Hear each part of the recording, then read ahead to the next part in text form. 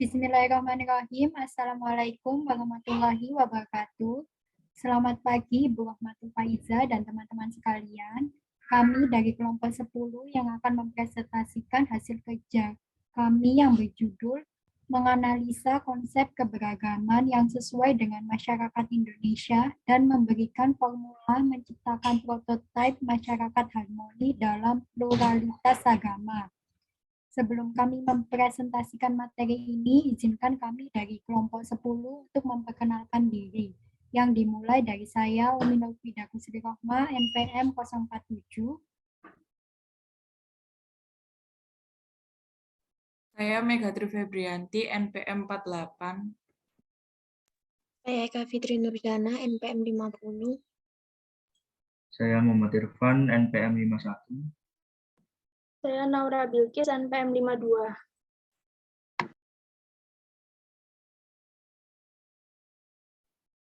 Materi pertama yaitu konsep keberagaman atau multikulturalisme masyarakat Indonesia.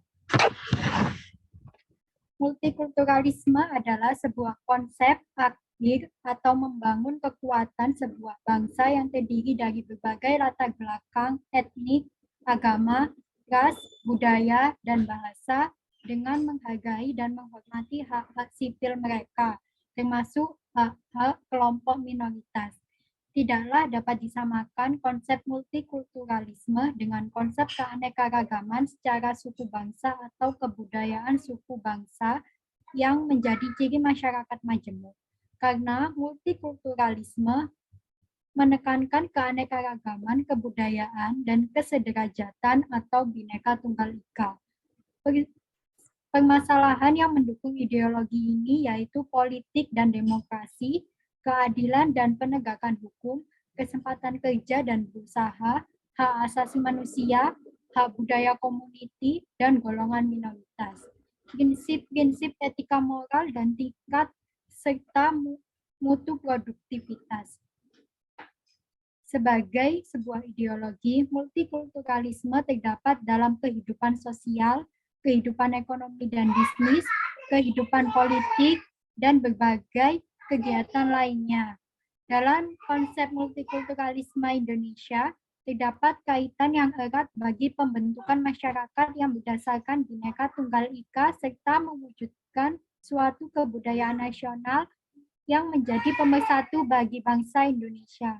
Dan dalam konteks kehidupan beragama di Indonesia, multikulturalisme diperlukan untuk membangun kesadaran beragama yang saling menghormati dan menghargai. Melalui multikulturalisme, agama diberi kesempatan hidup dan berkembang dengan keunikannya masing-masing. Materi kepada teman saya.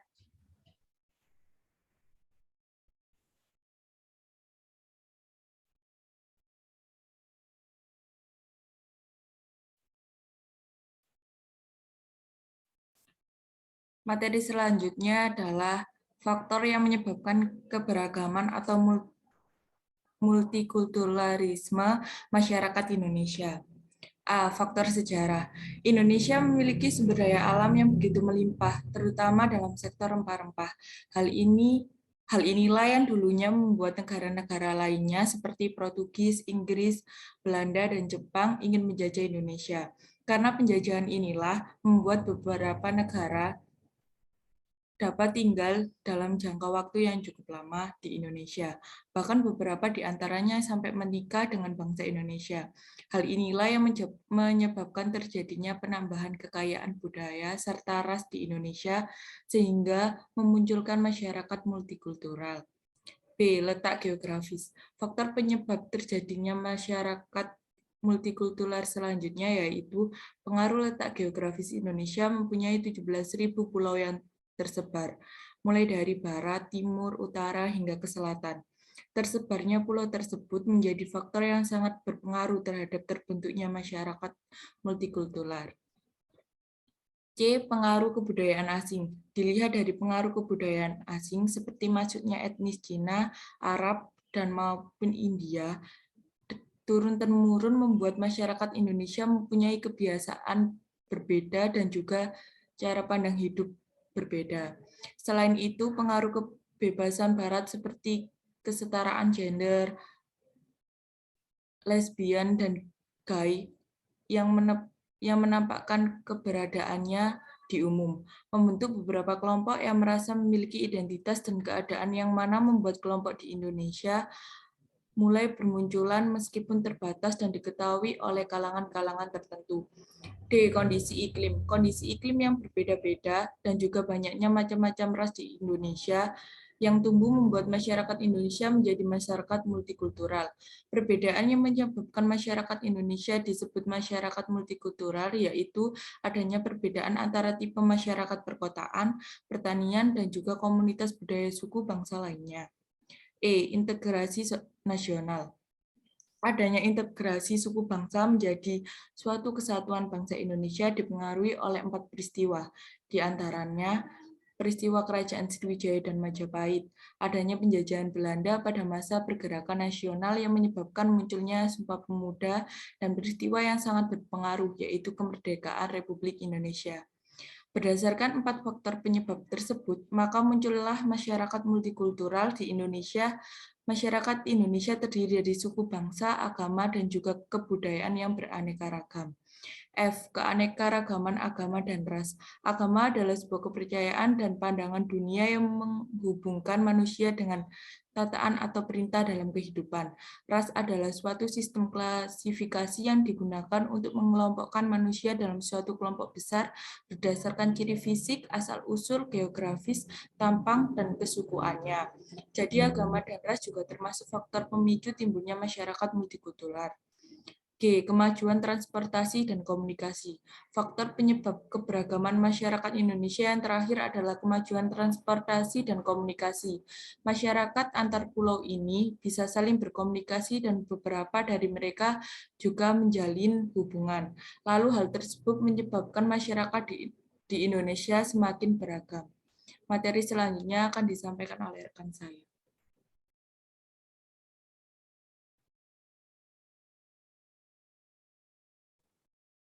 Next.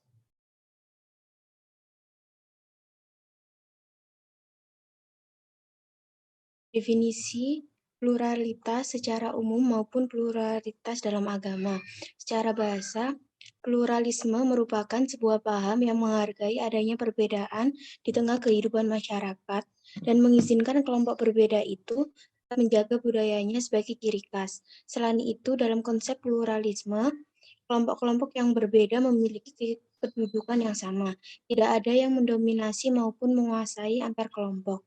Konsep pluralisme salah satunya diterapkan di Indonesia. Indonesia merupakan negara yang memiliki berbagai etnis dan ras. Oleh sebab itu, pluralisme diterapkan agar masyarakat saling menghargai satu sama lain dan untuk meminimalisir terjadinya konflik di dalam masyarakat. Secara agama, adapun pluralisme secara agama adalah kondisi hidup bersama koeksistensi antar agama dalam arti yang luas, yang berbeda-beda dalam suatu komunitas dengan tetap mempertahankan ciri-ciri spesifik atau ajaran masing-masing agama.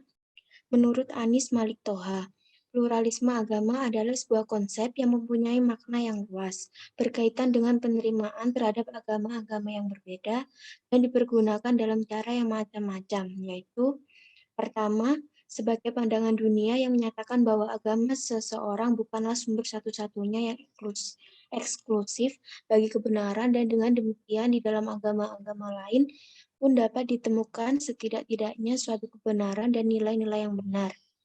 Sebagai penerimaan atau konsep bahwa dua atau lebih agama yang sama-sama memiliki klaim-klaim kebenaran yang eksklusif sama-sama sah. Pendapat ini seringkali menekankan aspek-aspek bersama yang terdapat dalam agama-agama. Kadang-kadang juga digunakan sebagai sinonim untuk ekumenisme, yakni upaya untuk mempromosikan suatu tingkat kesatuan, kerjasama,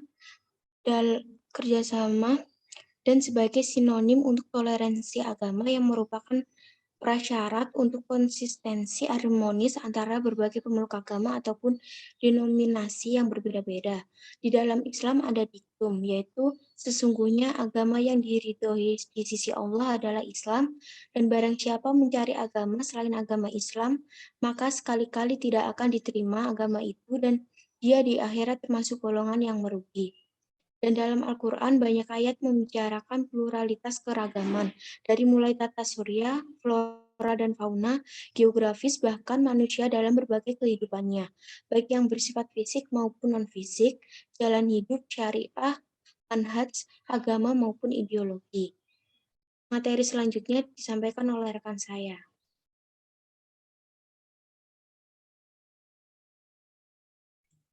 Next ya.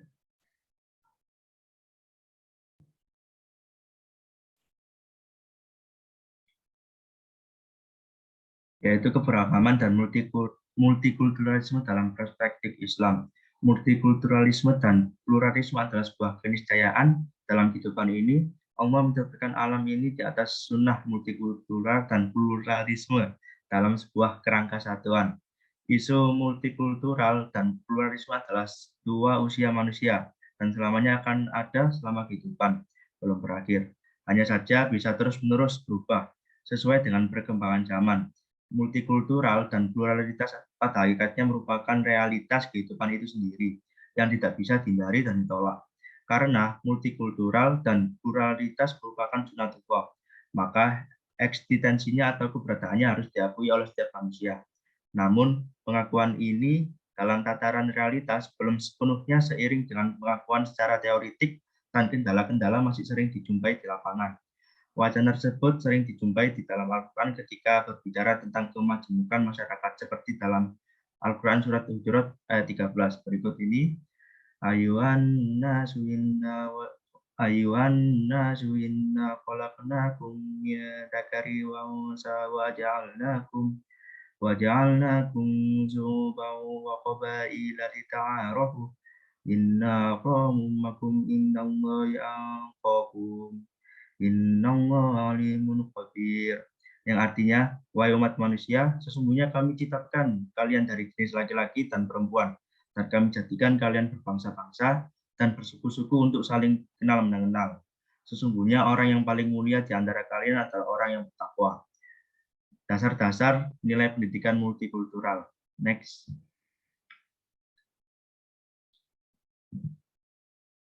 Di antaranya nilai keadilan, kesetaraan, keragaman, dan lain-lain. Dasar-dasar tersebut terdapat dalam Al-Quran surat Al-Hujurat ayat 11-13, lalu Al-Mutahmanah ayat 7-9, Asy-Syura ayat 38, Al-Hadid ayat 25, dan surat Al-A'raf ayat 181.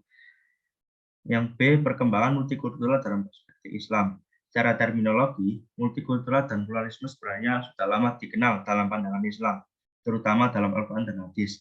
Tetapi baru populer sejak kurang lebih 2 dekade terakhir abad ke-20 yang lalu, yaitu ketika terjadi perkembangan penting dalam kebijakan internasional Barat yang baru memasuki sebuah fase yang dijuluki Muhammad Imarah sebagai marhalah al-ijtiyah, fase pembinasaan, yaitu sebuah perkembangan yang prinsipnya terburat dan tergambar jelas dalam upaya Barat yang habis-habisan guna menjajakan ideologi modernnya yang dianggap universal, seperti demokrasi, pluralisme, HAM, pasar bebas, dan mengekspornya untuk konsumsi luar guna berbagai kepentingan yang beragam. Yang C, konsep pluralisme bersyarat. Konsep pluralisme bersyarat disebut dalam Al-Quran surat Al-Baqarah ayat 62. Secara sepintas, ayat ini menunjukkan kepada jaminan Allah atas keselamatan semua golongan disebutkan dalam ayat itu. Para pakar tafsir menyadari kesulitan melakukan ayat ini, mengingat ayat-ayat yang lain menunjukkan hanya Islamlah yang dijadikan keselamatan oleh Allah. Al-Tabari, ahli tafsir kenamaan abad ke-10 yang banyak memberikan inspirasi buat ahli-ahli tafsir, selanjutnya berpendapat bahwa jaminan Allah tersebut bersyaratkan 3 hal. Yang pertama, beriman, percaya kepada hari kemudian atau hari kiamat, kemudian dan berbuat baik. Syarat beriman itu termasuk beriman kepada Allah dan Nabi Muhammad SAW, atau dengan kata lain yang dimaksud dengan ayat ini adalah mereka yang telah memeluk Islam. Untuk selanjutnya akan disampaikan dengan teman saya. Materi selanjutnya adalah formula menciptakan prototipe masyarakat harmoni dalam pluralitas agama dan cara mengatasinya. Berbagai cara ditempuh untuk dapat membina kerukunan hidup umat beragama di tengah masyarakat. Hanya saja kompleksitas persoalan agama itu sendiri telah membuat pemecahannya begitu rumit. Konflik-konflik yang melibatkan perbedaan keyakinan antar umat beragama berpotensi yang tinggi terhadap terjadinya tindak kekerasan, main hakim sendiri, justifikasi sebuah kebenaran atau keyakinan kelompok satu dengan kelompok lainnya menjadi sumber ideologi yang akhir-akhir ini muncul di Indonesia. Agama memberikan kontribusi yang luar biasa bagi para pemeluknya, terutama menyangkut pola pikir, pola sikap, dan pola perilaku individu dalam masyarakat. Yang pertama, teori konstruksi perdamaian. Secara teoritis, fenomena untuk menciptakan harmoni dalam keragaman dalam bingkai kerukunan hidup antar umat beragama dapat dilihat dari perspektif teori konstruksi perdamaian. Antara lain, yang pertama, effective channels of communication. Saluran komunikasi yang efektif merupakan faktor yang menentukan terciptanya sebuah perdamaian dan harmoninya sebuah tata hubungan antar masyarakat. Yang kedua, effective system of arbitration. Pada bagian ini, sistem peradilan baik yang bersifat formal maupun non-formal dan informal memiliki peran yang sangat besar bagi terciptanya sebuah perdamaian masyarakat. Yang ketiga, integrative climate. Faktor ini pada dasarnya tidak bisa dipisahkan dengan komponen konstruksi perdamaian sebelumnya, yaitu adanya saluran komunikasi yang efektif serta sistem peradilan yang efektif. Yang keempat, critical mass of peace enhancing leadership dan just structure. Faktor ini terkait dengan adanya tokoh-tokoh inisiatif atau kepemimpinan yang dapat mencegah terjadinya konflik. Selain itu, ada banyak contoh sikap positif yang bisa diterapkan untuk menjaga pluralisme di kehidupan masyarakat. Yang pertama, menghormati setiap individu tanpa melihat latar belakangnya. Yang kedua, bersikap terbuka terhadap perbedaan yang ada. Yang ketiga, tidak memaksakan kehendak. Yang keempat, saling membantu. Dan yang kelima, tidak mengejek keyakinan, agama, ras, ataupun budaya lain. Next slide. Kesimpulan, dalam konteks kehidupan beragama di Indonesia, multikulturalisme diperlukan untuk membangun kesadaran beragama yang saling menghormati dan menghargai. Faktor yang menyebabkan multikulturalisme masyarakat Indonesia terdiri dari faktor sejarah, letak geografis, pengaruh kebudayaan asing, kondisi iklim, integrasi nasional, keanekaragaman agama dan ras, dan kemajuan transportasi dan komunikasi.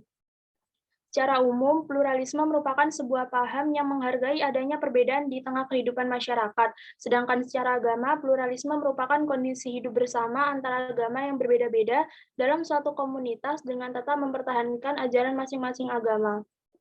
Multikultural dan pluralitas pada hakikatnya merupakan realitas kehidupan itu sendiri yang tidak bisa dihindari dan ditolak. Karena merupakan sunnatullah, maka eksistensinya harus diakui oleh setiap manusia. Teori konstruksi perdamaian antara lain effective channels of communication, effective system of arbitration, integrative climate, dan critical mass of peace enhancing leadership dan just structure. Selanjutnya saya kembalikan kepada MC. Demikian presentasi dari kelompok kami terkait materi yang berjudul menganalisa konsep keberagaman yang sesuai dengan masyarakat Indonesia dan memberikan formula menciptakan prototipe masyarakat harmoni dalam pluralitas agama. Terima kasih atas perhatiannya dan mohon maaf apabila ada kesalahan baik perkataan maupun perbuatan. Akhir kata, wassalamualaikum warahmatullahi wabarakatuh.